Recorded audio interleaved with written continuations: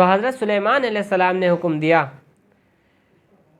کہ ملکہ جو ہے اس کا تخت کون لے کر آئے گا سب سے پہلے. اس میں سے ایک جنات اٹھا اور کہنے لگے جب تک ملکہ یہاں تک پہنچیں گی میں ان کا تخت آپ کے حاضر کر دوں گا. یعنی کہ جس پر ملکہ بیٹھتی تھی، اپنی بادشاہ سنبھالتی تھی، حضرت سلیمان علیہ السلام نے ان کے تخت کو منگایا. انہوں نے کہا کہ جب تک ملکہ یہاں تک پہنچیں گی میں آپ کے دربار میں اس کو حاضر کر دوں گا، ان کے تخت کو. تو حضرت سلیمان علیہ السلام نے کہا کہ نہیں، دیر ہو جائے گی.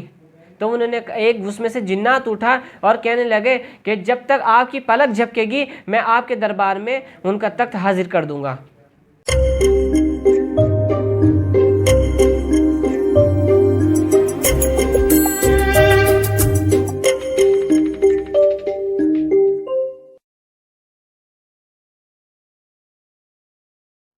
اعوذ باللہ من الشیطان الرجیم، بسم اللہ الرحمن الرحیم.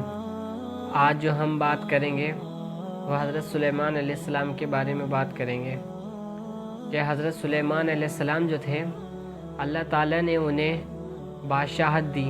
وہ نبی بھی تھے اور وہ بادشاہت بھی تھی ان کے پاس. یعنی کہ ہوا کی بادشاہت تھی، چڑی پرند کی بادشاہت تھی. یعنی کہ سب چیزوں کی ان کے اوپر حکومت چلتی تھی، ان کی حکومت سب چیزوں پر چلتی تھی. یعنی کہ وہ جتنے بھی جانور ہیں، چڑی پرند ہیں، سب کی وہ بھاشا بھی سمجھتے تھے. حضرت سلیمان علیہ السلام جو تھے وہ نبی تھے. تو حضرت سلیمان علیہ السلام نے ایک بار سب کو اکٹھا کیا تو اس میں سب چیزیں آ گئی ہیں، لیکن ایک پرندہ جو ہے ہدہد وہ موجود نہیں ہوا، وہ نہیں آیا. حضرت سلیمان علیہ السلام نے جب حاضری کری سب کی تو ہدہد نظر نہیں آیا. تو حضرت سلیمان علیہ السلام نے کہا کہ ہدہد کہاں پر ہے؟ تو ہدہد نظر نہیں آتا، وہ کہاں پر پہنچ گیا؟ تو حضرت سلیمان علیہ السلام کو غصہ آیا. انہوں نے کہا کہ اگر ہدہد آئے گا میں اسے یا تو ذبح کر ڈالوں گا یا وہ کوئی ایسی ٹھوس وجہ بتا دے جس کی وجہ سے وہ غائب ہے یہاں سے. تو حضرت سلیمان علیہ السلام نے یہ کہا یا تو میں اسے ذبح کر ڈالوں گا یا کوئی ایسی ٹھوس وجہ بتا دے جس کی وجہ سے یہاں سے غائب ہے، یا وہ اس کے بعد وہ معاف کر دوں گا. تو ہدہد آیا. تو ہدہد نے آ کر حضرت سلیمان علیہ السلام سے کہا کہ ایک سبا شہر ہے، وہاں پر ایک عورت کی حکومت چلتی ہے. وہاں کی ایک بادشاہ جو ہے وہ عورت ہے، ملکہ ہے، وہ اس کی حکومت چلتی ہے. لیکن وہاں کے لوگ جو ہیں وہ غفلت میں پڑے ہوئے ہیں. کوئی تو سورج کو پوج رہا ہے، کوئی پانی کو پوج رہا ہے، کوئی ہوا کو پوج، یعنی کہ سب اللہ سے دور ہیں، سورج کی پوجا کر رہے ہیں.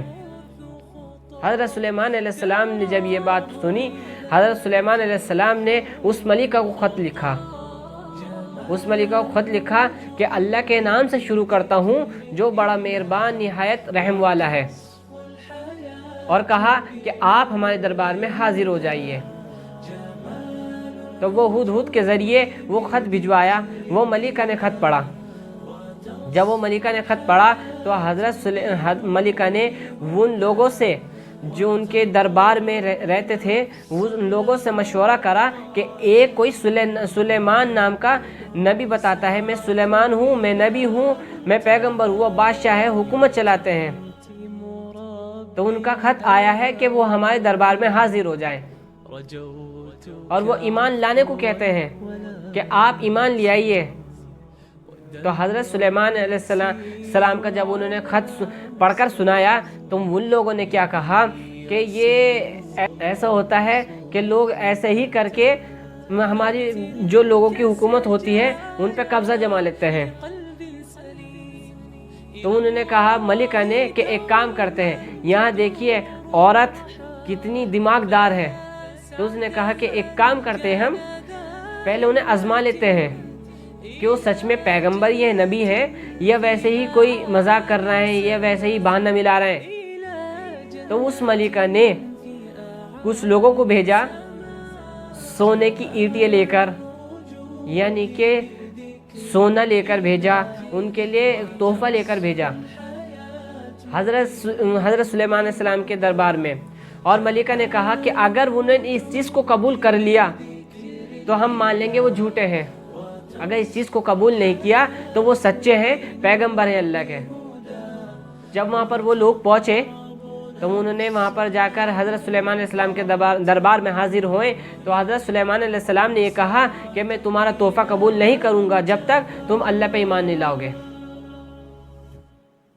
और वो वापस चले गए, उन्हें वापस भेज दिया वहाँ से। और जब वो वापस पहुँचे तो मलिका के पास उन्होंने मलिका को सारी वाक़यात बताएं, सारी चीज़ें बताई कि वहाँ पर ऐसा ऐसा हुआ है। तो मलिका ने कहा कि वो सच में ही पैगंबर है, अगर वो तोहफ़ा लेते तो समझ लो झूठे हैं। क्योंकि ऐसा होता है कि लोग बाग दौलत के लिए झूठ बोल देते हैं। तो उसने कहा कि वो अगर पैगंबर वो लेते ना तोहफ़ा तो वो पैगंबर नहीं थे। अब उन्होंने तोहफ़ा नहीं लिया, उन्होंने ईमान की हमें दावत दी है, उन्हें तोहफ़े से कुछ नहीं लेना, दौलत से कुछ नहीं लेना, उन्हें सिर्फ ईमान की दावत दी है हमें। वो सच्चे हैं, पैगंबर हैं, अल्लाह के नबी हैं। तो मलिका ने कहा कि अब हम खुद जाएंगे उनके पास, अब हम खुद जाएंगे। अब मलिका वहाँ से निकल गई। अब जब मलिका वहाँ से निकली और अपने सिपाहियों को लेकर वहाँ से चल दी तो अल्लाह ताला का हुक्म आया, हज़रत सुलेमान अलैहिस्सलाम के पास वही आई और कहा कि ऐसे ऐसा आपके पास मलिका आ रही हैं। तो हज़रत सुलेमान अलैहिस्सलाम ने हुक्म दिया कि मलिका जो है उसका तख्त कौन लेकर आएगा सबसे पहले।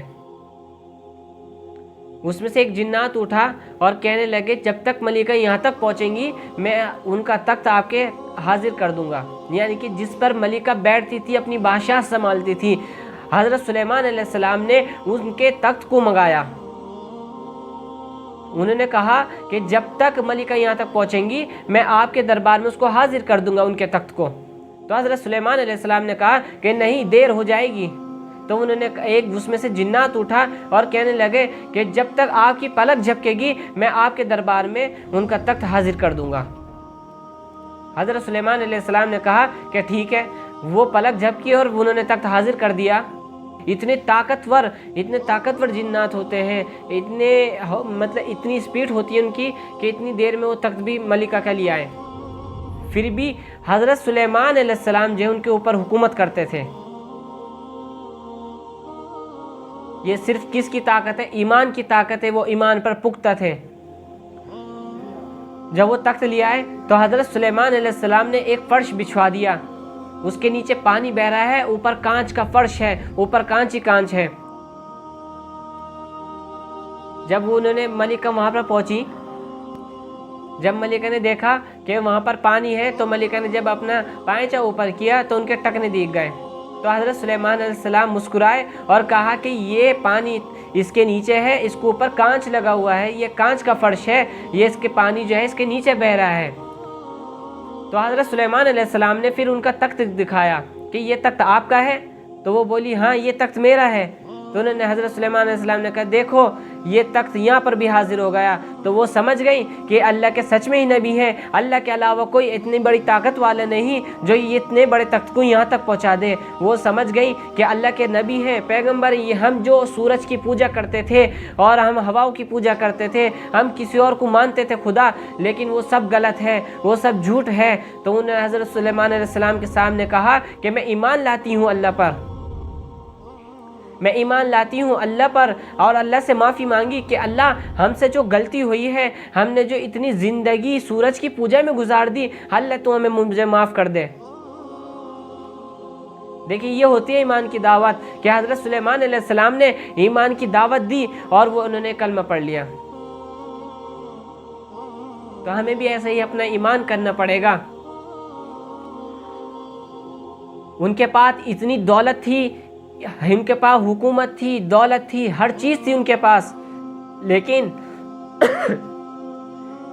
अल्लाह की यादों में रह करते थे। वो अल्लाह की इबादतों में मशगूल रह करते थे, रातों को कम सोया करते थे, सिर्फ अल्लाह की इबादत करते थे। आज हमारे पास चंद पैसा आ जाए, हमारे पास दौलत आ जाए, हम अल्लाह से दूर हो जाते हैं। वो तो बादशाह चलाते थे लेकिन फिर भी अल्लाह से दूर नहीं हुए, वो अल्लाह की याद में रहते थे। जैसे कि एक बार उनका ईमान कैसा था देखो। एक बार हज़रत सुलेमान अलैहिस्सलाम बैठे, हज़रत सुलेमान अलैहिस्सलाम अपने घोड़ों को देख रहे थे, जो उनके घोड़े थे वो अपने घोड़ों को देख रहे हैं और बैठे हुए। उन घोड़ों को देखने के चक्कर में आपकी नमाज कज़ा हो गई। जब हज़रत सुलेमान अलैहिस्सलाम की नमाज कज़ा हो गई तो हज़रत सुलेमान अलैहिस्सलाम ने देखा कि मेरी असर की नमाज कज़ा हो गई, तो हज़रत सुलेमान अलैहिस्सलाम को गुस्सा आया, तो उन्होंने जितने भी घोड़े थे सबको ज़िबा कर दिया और कहा कि जो अल्लाह और मेरे बीच आए तो मैं उसे मार डालूंगा। यानी कि अल्लाह से जो मुझे दूर करे, जो उनसी मोहब्बत अल्लाह से मुझे दूर कर दे, वो मेरे किसी काम की नहीं। आज हम दुनिया के पीछे, आज हम दौलत के पीछे, हर चीज़ के पीछे हम भागते हैं। दुनिया से दिल लगा लिया, दुनिया से मोहब्बत कर ली, लेकिन अल्लाह से हम दूर हो रहे हैं। हमारे दिल में ज़रा भी एहसास नहीं होता। ये सिर्फ और सिर्फ हमारी ईमान की वजह है, हमारा ईमान कमज़ोर है।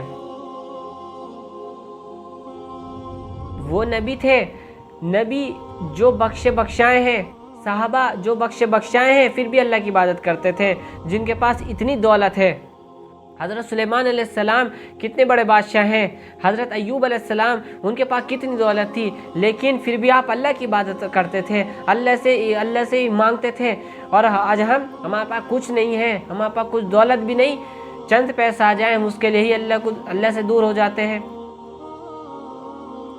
तो हमें चाहिए कि हम अल्लाह से दिल लगाएं, अल्लाह से मोहब्बत की दुआ करें कि अल्लाह ताला हमारे दिल में अपनी मोहब्बत डाल दे। हमें अल्लाह की इबादत करते रहना चाहिए और अल्लाह से ही मांगते रहना चाहिए। क़यामत के दिन अगर अल्लाह ताला ने हमसे कह दिया कि तुमने इबादत क्यों नहीं की, तो आप कहेंगे कि अल्लाह ताला हमें टाइम नहीं मिला, हमें वक्त नहीं मिला, इसलिए हम नमाज को नहीं जा पाए। तो अल्लाह ताला कहेंगे तुमने हमसे वक्त मांगा, तुमने हमसे दुआएं मांगी कि अल्लाह ताला हमारे लिए नमाजों के लिए, इनके लिए टाइम निकाल दे, क्योंकि टाइम निकालने वाला तो अल्लाह है। जब हम नेक नियत रखेंगे कि अल्लाह ताला हमें नमाज पढ़ने जाना है, तो अल्लाह ताला हमारे लिए वक्त भी निकालेगा। तो क़यामत के दिन जब अल्लाह ताला ये कहेगा कि तुमने मुझसे मांगा, तुमने मेरी इबादत करी, तुमने मुझसे दुआ मांगी कि अल्लाह ताला हमारे लिए नमाजों के लिए, इबादतों के लिए, कलाम पाक के लिए टाइम निकाल दे, जब आप कहते जब ही तो निकालते हैं हम, फिर क्या जवाब देंगे हम? वहाँ पर कुछ जवाब नहीं होगा, वहाँ पर सिर्फ नामे अमाल दिखाए जाएंगे, उन पे जो हमने किया है उसको उसका बदला दिया जाएगा। जिसके अमाल जैसे हैं उसे वैसे ही बदला दिया जाएगा। हम दुनिया में नहीं देख सकते तो आखिरत में कैसे जवाब दे पाएंगे हम? तो इसलिए हमें चाहिए हम हर वक्त अल्लाह से मांगते रहें। अल्लाह हमसे जो गलती कोताही हुई हो, अल्लाह ताला उन सबको माफ़ करे। अस्सलामु अलैकुम।